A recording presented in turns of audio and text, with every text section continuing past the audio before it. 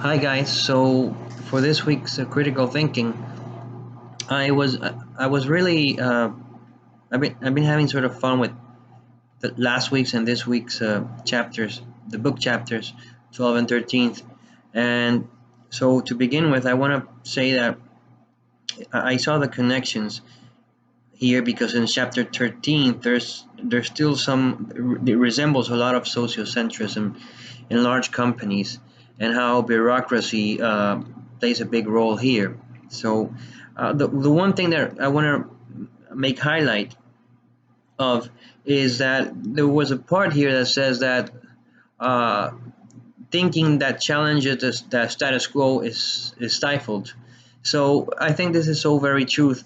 There's an example that the book it is mentioned in the book is says here that bureaucracy exists in virtually all large organizations, in schools that fail to educate, in governmental structures that serve the vested interest of those in power rather than the public. And I think this is happening everywhere. Here, it touches, it relates to what I see here because the Ministry of Education. Now, this is kind of it goes together with the video and about making assumptions, but these assumptions have to be critical. So, referring to the Ministry of Education, uh, I can make an assumption based on the knowledge I get from the news and the knowledge I get from my friends, and seeing how the educational system has changed in this country, and it's literally changed for the worse. Meaning that when I was back in school back in the 1990s, uh, it's sort of like the ministry wasn't so demanding on all the schools, but now the schools have they are afraid. So my friend was telling me he has his two children, his teenagers actually, in a school where they have to. It's like they have to follow the new norms.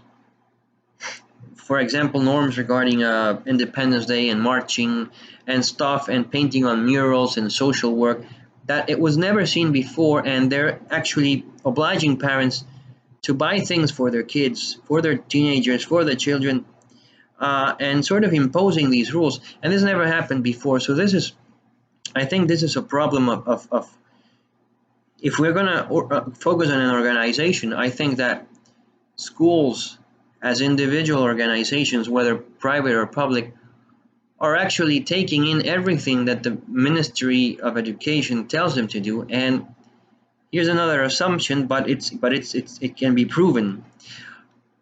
Most of the people who are part of the Ministry of Education here, arguably, allegedly, they're not even teachers, nor they have ever been supervisors of schools or directors. So I told my friend the other day, like, it's just I just laugh at the things they make your children do and how they impose. I said, yes, because the schools are afraid of the Ministry of Education. Yes, but that's so wrong. This is how the individuals are not really taking into consideration and joining and sort of putting a stop to this. So this is just the way how society and sociocentrism uh, they handle the whole situation, and it's really worrisome because none of these schools or institutions uh, say, hold on, let's put a stop here, and we can't be paying for this, we can't be making our children, even I'm talking about maybe 10 to 12-year olds, going marching actually, say at midday or 1 p.m. when the sun is just rough on everyone. So it's been a challenge, and they're making students do things.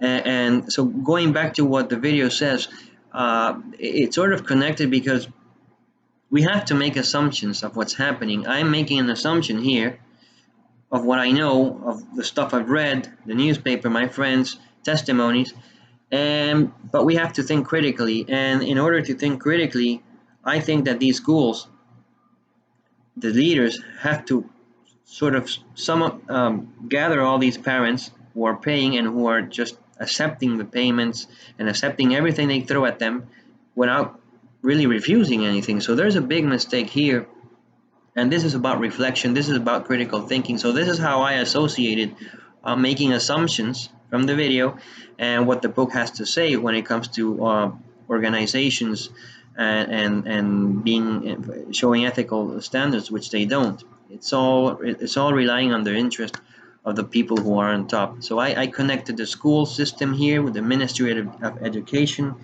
and how these assumptions and these realities take place, but individually these people, the parents, they don't take further action to convince the school authorities to gather and form a committee among all schools to tackle this problem.